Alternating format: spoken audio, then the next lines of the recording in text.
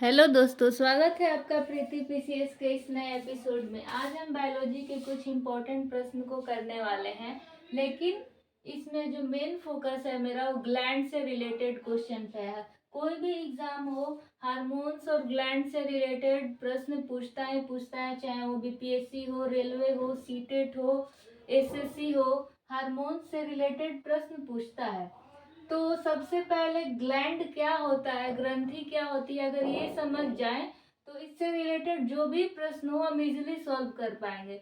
बहुत सारे लोग सिर्फ रट लेते हैं, याद कर लेते हैं, सेट लगाते हैं। तो आज हम ग्लैंड को समझ लेते हैं कि ग्लैंड होता क्या है। तो देखिए, ग्रंथि कोशिकाओं का एक ऐसा समूह है जो शरीर के विकास के लिए आवश्यक हार्मोनों एवं प्रोटीन का स्राव करती है, वह संश्लेषित करती है। यानी ग्रंथि क्या है, तो बहुत सारे कोशिकाओं का एक ऐसा ग्रुप है जो शरीर के विकास के लिए, यानी हमारे शरीर के डेवलप करने के लिए, विकसित करने के लिए आवश्यक हार्मोन्स और प्रोटीन का स्राव करती है। यानी स्रावित मीन्स निकलना, रिलीज करती है और संश्लेषित करती है। तो अब देख लेते हैं, ग्रंथि तो समझ गए कि कोशिकाओं का समूह है और हार्मोन्स और प्रोटीन को रिलीज करती है। नाउ कि ग्रंथि कितने प्रकार के होते हैं, तो इसके दो टाइप हैं, एक बहिस्रावी ग्रंथि और एक अंतःस्रावी ग्रंथि। ठीक है, एक होता है एक्सोक्राइन, एक होता है एंडोक्राइन। एक्सोक्राइन वह होता है जिस ग्लैंड में स्राव बनकर वाहिनी द्वारा बाहर आ जाता है। यानी यह ऐसा हार्मोन है जो स्रावित होता है, जब रिलीज होता है तो वाहिनी द्वारा ये बाहर निकल जाता है। ठीक। और इंडोक्राइन में क्या होता है, अंतःस्रावी ग्रंथि में क्या होता है, इसमें बना स्राव बाहर न आकर वहीं से सीधा रक्त में चला जाता है। और ये क्या होता है, यहाँ पे जो स्राव बनता है ये वाहिनी द्वारा बाहर आ जाता है। एक्सो मतलब बाहर, एक्सोक्राइन में बाहर निकल जाएगा जो भी स्राव होगा, और इंडोक्राइन में बाहर न निकल के ब्लड में मिल जाएगा। ठीक। अब आ जाते हैं, अब हमने ग्लैंड समझ लिया, ग्लैंड के दो टाइप हैं वो भी समझ गए।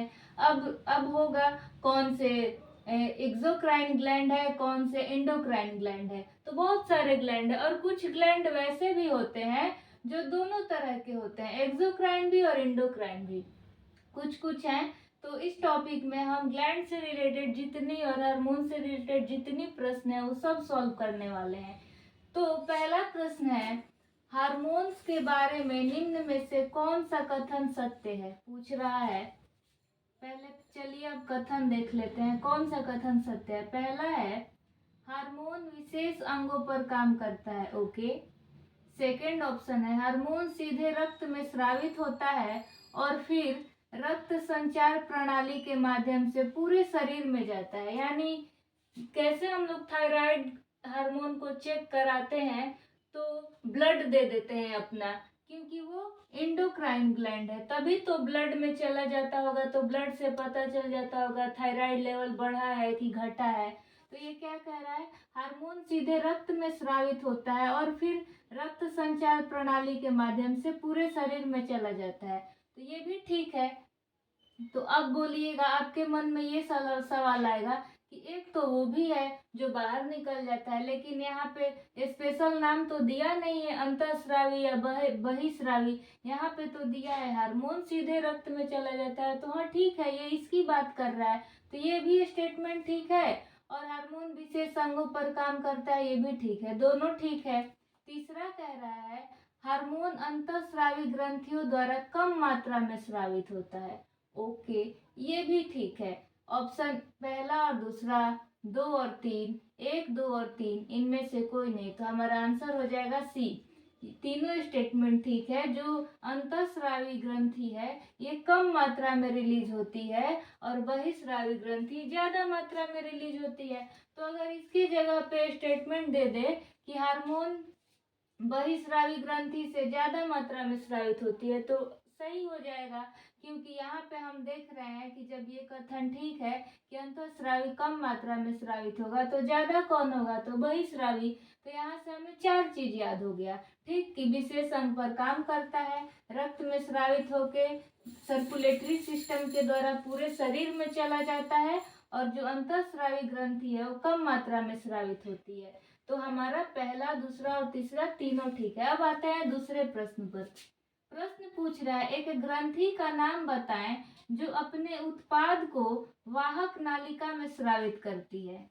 बहिस्रावी ग्रंथि, अंतःस्रावी ग्रंथि, अधिवृक्क या पीयूष ग्रंथि। तो अभी हमने क्या पढ़ा कि जो वाहक नली से स्रावित होकर बाहर निकल जाती है उसे बहिस्रावी ग्रंथि कहते हैं। ठीक, तो हमारा आंसर हो जाएगा ए। तीसरा क्वेश्चन है, पिट्यूटरी ग्लैंड, वृषण ग्रंथि, अंडाशय, हाइपोथैलेमस, पेनियल ग्रंथियां, ये क्या है? अंतःस्रावी ग्रंथि है या बाह्यस्रावी ग्रंथि है, या ए और बी दोनों है? न तो ए है न ही बी है, तो इसका आंसर हो जाएगा अंतःस्रावी ग्रंथि है। ठीक, उस ग्रंथि का नाम बताएं। चौथा क्वेश्चन, जो उस ग्रंथि का नाम बताएं जो द्रव संतुलन को विनियमित करने के लिए गुर्दे पर कार्य करती है। यानी कि वैसा ग्लैंड जो द्रव यानी लिक्विड के संतुलन को विनियमित करने के लिए, विनियमित मीन्स क्या होता है? रेगुलेट करने के लिए, रेगुलेट करने के लिए गुर्दे पर कार्य करती है। अग्नाशय, अधिवृक्क, पिट्यूटरी या हाइपोथैलेमस। तो जो हाइपोथैलेमस ग्लैंड है ये द्रव को बैलेंस में रखने के लिए, इसको रेगुलेट करने के लिए गुर्दे पर कार्य करती है। तो ये 4 प्रश्न हुआ। अभी हम इसी वीडियो में और भी प्रश्न देखने वाले हैं। तो ये हो गया हाइपोथैलेमस।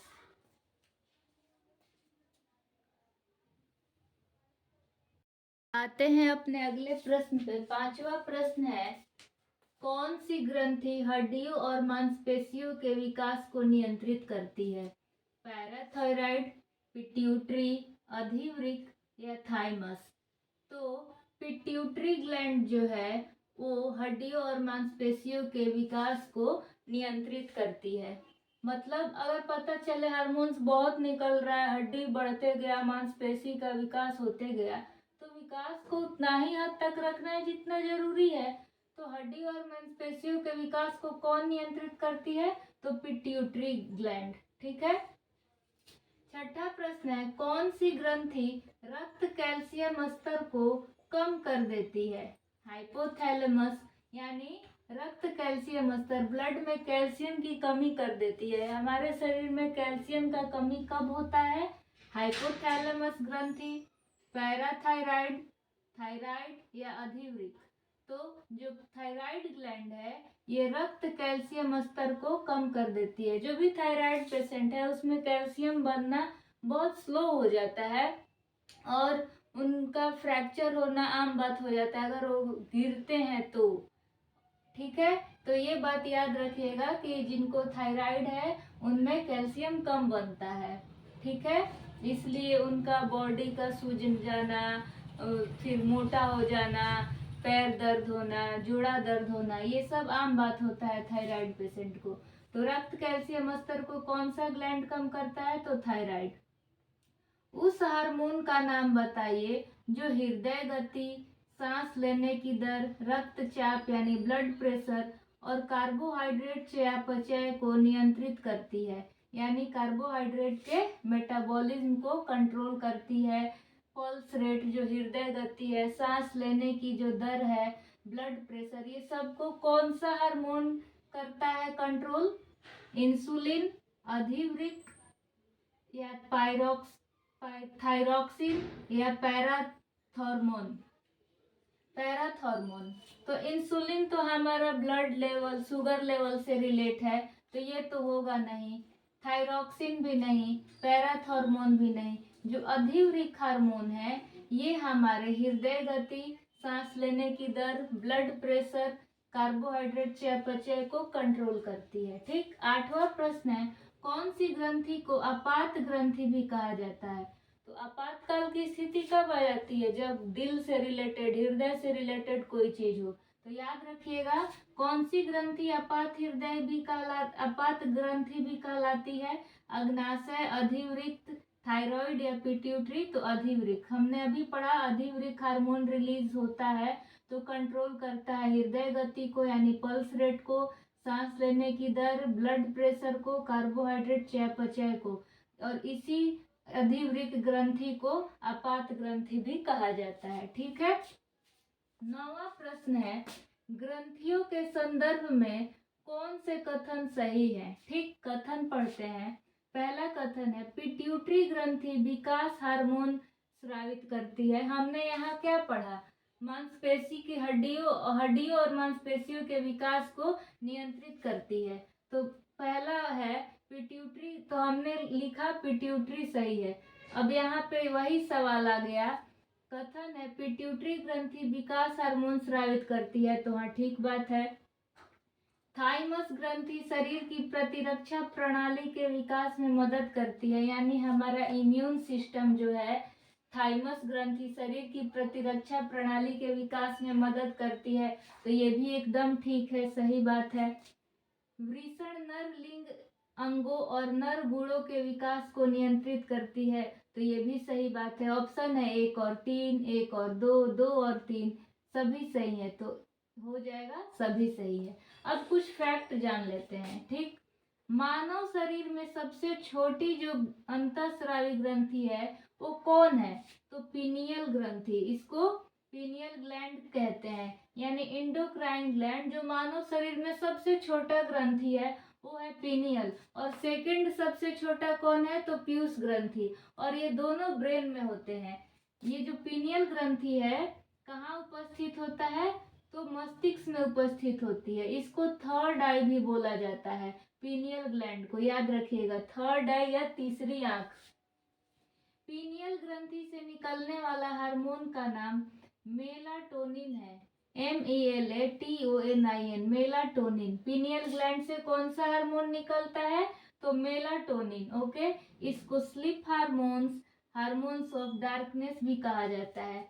जिनके आँख जो अंधे होते हैं उनमें जब ये रिलीज होता है, पीनियल ग्रंथि से जो हार्मोन रिलीज होता है, उसके थ्रू वो प्रकाश की चमक को महसूस कर सकते हैं। बेशक वो नहीं देख सकते, लेकिन पीनियल ग्लैंड के द्वारा अगर ये प्रश्न आता है तो याद रखिएगा कि जो अंधे व्यक्ति हैं वो प्रकाश की चमक को महसूस करते हैं किस ग्रंथि के द्वारा? तो पीनियल ग्रंथि के द्वारा। यह मानव शरीर की सबसे छोटी अंतःस्रावी पीनियल ग्रंथि है।